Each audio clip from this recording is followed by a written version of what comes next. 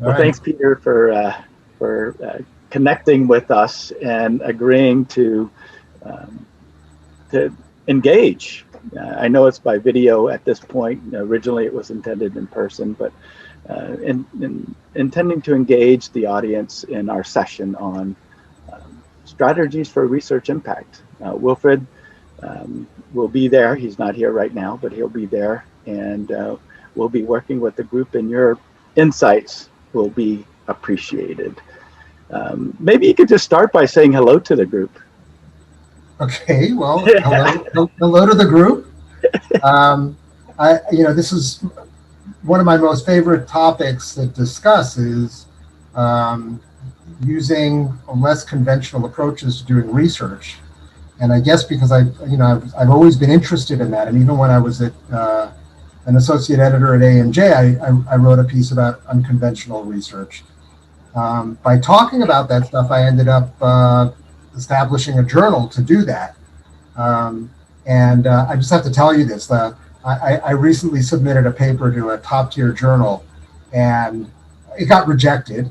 And one of the reviewers wrote that I should be considering the use of a more abductive approach to doing this research rather than using a theory-grounded approach to looking at the data and using it as a basis to generate theory. And I said, that person has some nerve. Of course, it was a blind review, right? They had no idea who they were sending this to. But, this has been my pitch for so long, and now to have it shoved back in my face.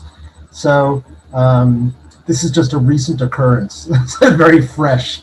I'm still licking the wounds of the rejection, but it's showing actually that people are finally recognizing the importance of using empirical patterns and observations as a basis for generating new theory, and how that's become recognized now as a key element of doing research. So so hello. I always feel it's important. It's like in the face-to-face world, I always feel like whenever I'm doing a talk, I need to mention the city I'm in. That way. Oh, okay. Well, yeah, I'm coming to you actually from Haifa. I'm a professor at Tel-Aviv University, but I live about an hour north of Tel Aviv in Haifa, which is this city on a mountaintop, all overlooking the Mediterranean. It's quite lovely. Sounds like it. Yeah. What I was saying was that I always feel compelled to mention the city I'm in. That way, people know that I know where I am, right? Okay. And this is the virtual equivalent. That you're doing this special for the group that are gathered for GBSN Beyond to explore research impact strategies, and I think this is great. You mentioned something though that I actually didn't know. If I'd learned this, I had forgotten. I'm sorry, but you founded the journal. I was one of the founding editors. Yeah, Andy Vandeven was the founding editor in chief, and there were 5 other associate editors that established it along with Andy. And how long ago was that, Peter? We established the journal in 2013, I think. The first issue came out in 2015. Mm-hmm. And so less than a decade. Yeah. And I took over as editor in chief in 2015, something like that, 2014, 2015. So you've already started to talk about this, Peter. But in a nutshell, what makes discoveries distinctive? So they're in the field of management, we've had this fetish with theory, right? And even in lower tier journals, unless you are building on theory somehow, you're unlikely to get published, right? So a lot of the journals require you to take a deductive approach and to specify hypotheses and to test hypotheses.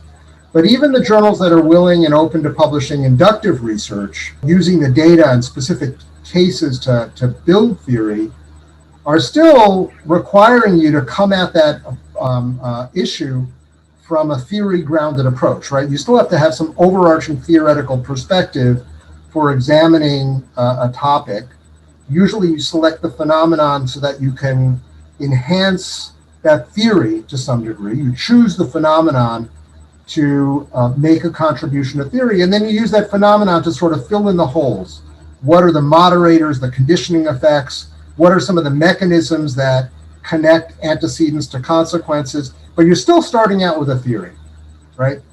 And those of us that were involved with AMD were feeling like this is nuts. And Don Hambrick years ago wrote a paper saying that, we've got this fetish with theory, and that some of the really important things, the phenomena around us, may not be easily explained by the existing theories. And we've all experienced this, right? Like, I know with my doctoral students, very often they put together a model, and for every path in that model, they're basing that path on a different theory.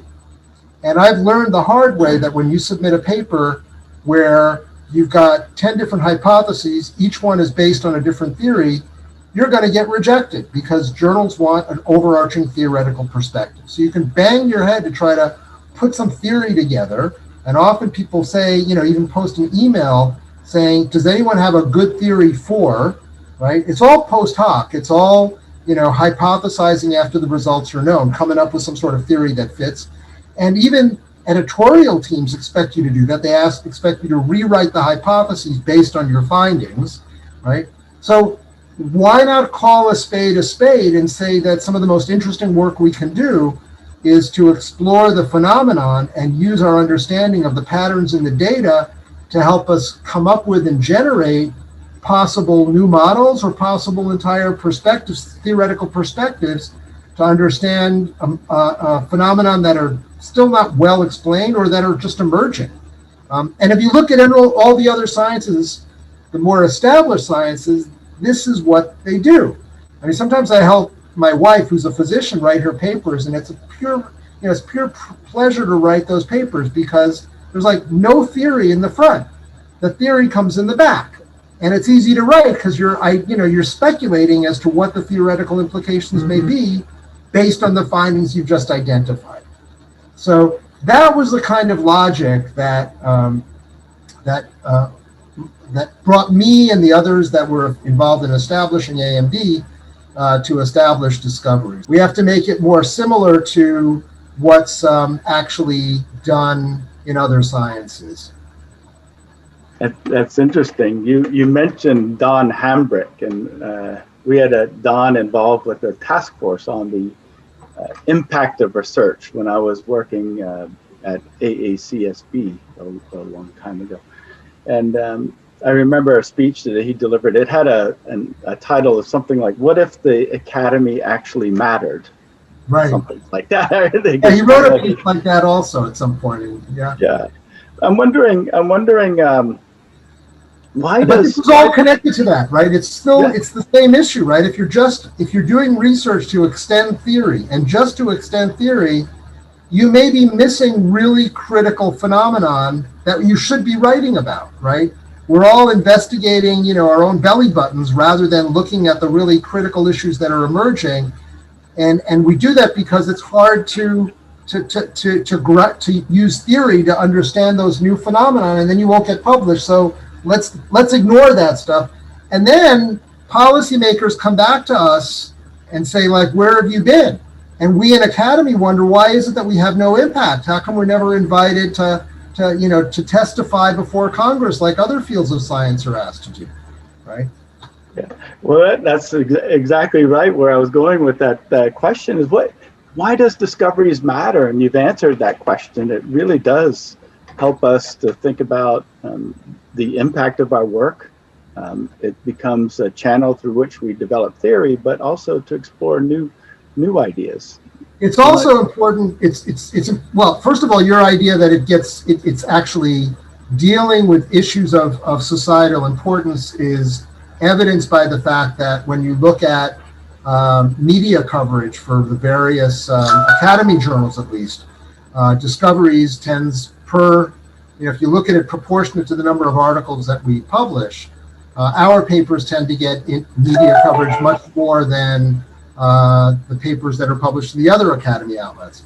But I think the other reason that it's important is that this type of research is much more amenable to scholars outside of well-established and well-funded schools and scholars that are well immersed in theory or that are, native English speakers that can really work beautifully with language to make a contribution to theory. Discoveries is much more open, just by its very nature, to research coming out of areas where we've never published research before, geographic areas, certain types of economic regions, right? I often talk about, and hopefully we'll actually publish a paper like this in the near future, insights gleaned from conflict resolution between tribes in certain countries in Africa, right? When was the last time you read a paper like that in ASQ, right?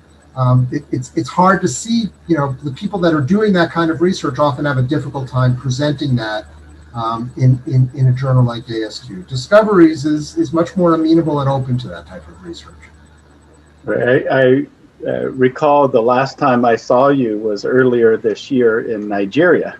That's right. And we were talking about how development economists use a tool called RCTs, randomized controlled trials, and how there's some parallels to the kinds of things that you're talking about and promoting through the journal with that method of research. You work at both Tel-Aviv University and you work at Cornell. Right. And you lead research at your school in a lot of ways, at least in the management space at Tel Aviv. And I think more generally at Cornell, you have some degree of leadership role. What does this mean, the work that you're doing at Discoveries? What does this mean potentially for the way schools think about their own research? Is this part of a kaleidoscope of other kinds of research that they do? Is this something that's complementary? Is this something that you think are specific to certain kinds of schools? Tell us a little bit about what this might mean from a school perspective. Because the journal is new and doesn't have an impact factor, it's challenging for a lot of schools to accept research published in an outlet like Discoveries. The impact factor is probably, once it comes out, probably well above 3, but it's a young journal, so it doesn't have an impact factor yet, which means it doesn't count, which means that many schools are not going to be open to promoting their faculty based on it. And this is an issue, I think, for a lot of schools that are concerned with social responsibility and responsibility in management and business research more generally, that while many of the journals are more open to publishing, CSR type papers, it's not always possible to get those papers into the top tier journals. And schools are looking for impact. That's where there's plenty of room and potential for impact, but because they're still sticking to the old frameworks of where their faculty need to publish, it's often difficult to get that level of impact they ultimately they should be looking for. So at least for the time being, there's maybe a bit from a school perspective, for the time being, as it relates to Discoveries, there may be a bit of a trade-off between. There may be, but there's the journal side, and then, like, from my own experience in research, I went into research because I wanted to have a social impact, right? And I may pay the price in terms of citations, because a lot of my research has been in areas that management researchers don't necessarily publish, right? Like, I do a lot of my own research in the area of substance misuse and occupational health psychology. And citation rates are fairly low there. But I want to have an impact. So I'm doing a study now looking at the transition from military to civilian life and following a bunch of Army soldiers as they transition out, testing an app designed to reduce suicide rates. Looking at substance misuse and looking at depression, and you combine that with firearms, and that's a nasty combination, right? And looking at what we can do to reduce a tragedy going on in the United States. Now, How am I going to publish off of that? Well, it's an interesting topic. Hopefully I can publish off of it, but it may not make the top journals, but I don't care because this is a vitally important issue. And I look for interesting issues of social relevance. The study that I was doing before that was looking at the transition from college to work and how young adults are making that transition and the difficulties that they have in paying off loans, the difficulties they have in finding jobs. And the first study that I did off that actually was an AMD type study. My own son was in college at the time, probably drinking more than he should. And I wanted to look at just something to show him what's the impact of drinking a lot in college on the likelihood of finding a job, right? And it was not a theory-based study. It was a study that grew out of my own interest to be able to, show my son and let him know, right? And luckily the results were in my favor, showing that, the more binging you do, the lower the probability of having a job when you get out of college, right? So it served my own impact purposes, but it also had an impact more generally. And it wasn't published in AMD, but it was published in a top tier journal. So you can find ways of having an impact and doing phenomenon grounded research and still on occasion getting into the top journals. A lot of that is how you package the study, right? Well, that's very helpful. I look forward to following up with you on that study as the father of two younger boys to make sure that I'm armed with the two questions, rather specific ones, I suppose. Is discovery so unique? In the publishing space, if your article doesn't make it into one journal, there are many, many, many other journals. But if you use this approach, are there other journals that are discoveries like, in the sense that they're also interested in this abductive approach? Yeah, so in the same way that many management journals, like when you used to publish a conceptual theoretical paper, you used to have only one option, which was Academy of Management Review. And now, Strategic Management Journal and Journal of Applied Psychology and Journal of Management, they're all open to publishing a certain number of conceptual theoretical papers, or sometimes they publish review issues as well, which is like Academy of Management Annals. So the Academy of Management adopted a strategy of having a portfolio of journals that do specific things. But other journals are increasingly publishing a combination. So it's now possible to publish an AMD type paper, and a paper based on abductive reasoning, in Journal of Applied Psychology or Organizational Science. Organizational Science actually published a really important piece on abductive theory building as a signal that they're going to be open to this. And my rejection, where they told me to take this route, right, was from a top tier journal where I'd never seen an abductive paper published before. It was shocking, but to see an editor of that journal come back and say, this is an avenue you should take, was almost like hinting, we're open to this as well. So I think increasingly there's a recognition that this is not a journal-specific venture. This is a change in the nature of the way we do research and management, and all journals are going to have to be open to it. And to some degree, that threatens the position of AMD, right? To some degree. But I don't think AMR is threatened by the fact that other journals publish theoretical conceptual papers, right? Hopefully the best ones of that type will go to AMD. Well, that's helpful. Another specific question, really focused on your career as a scholar.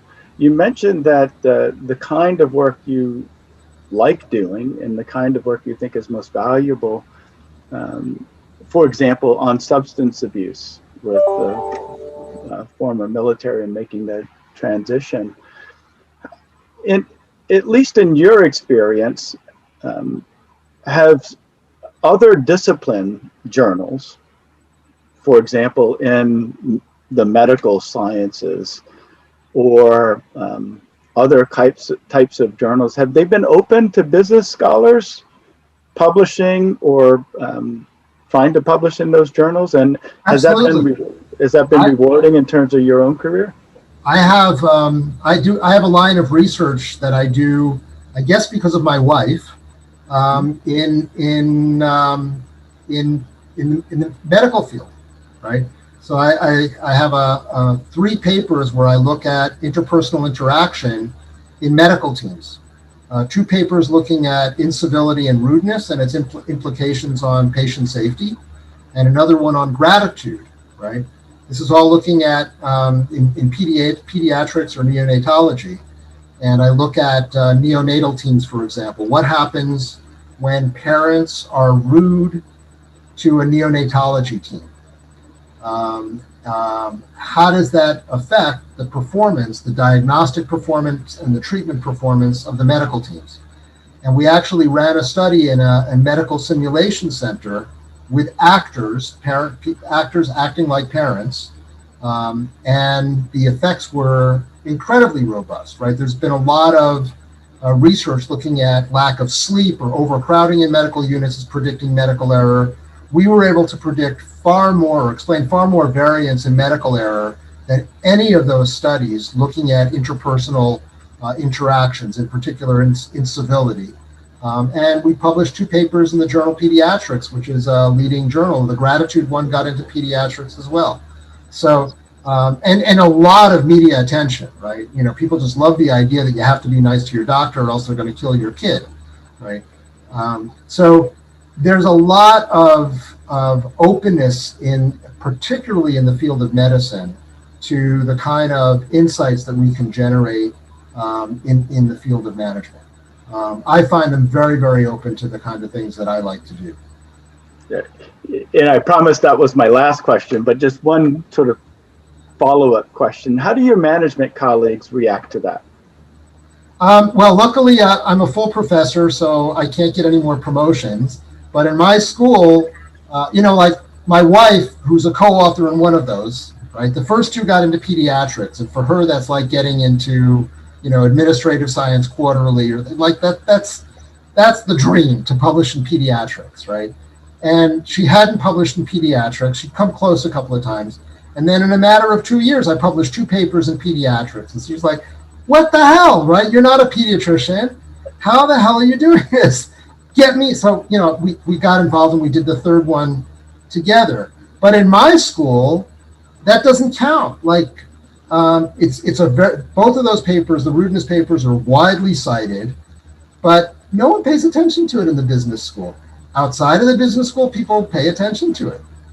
So it's a problem, right? If I hadn't gotten tenure and I'd come up for tenure, those two papers would have done nothing for me, except maybe increase my citation count a little bit. But they wouldn't have counted on in terms of counting the number of A papers. They don't count, and that's a problem for all the schools. Well, that's it seems like a problem that can be solved, and that's part of what we'll talk about, I'm sure, in this session. But this has been great, Peter. I suspect, I know that the participants in the session will benefit from your insights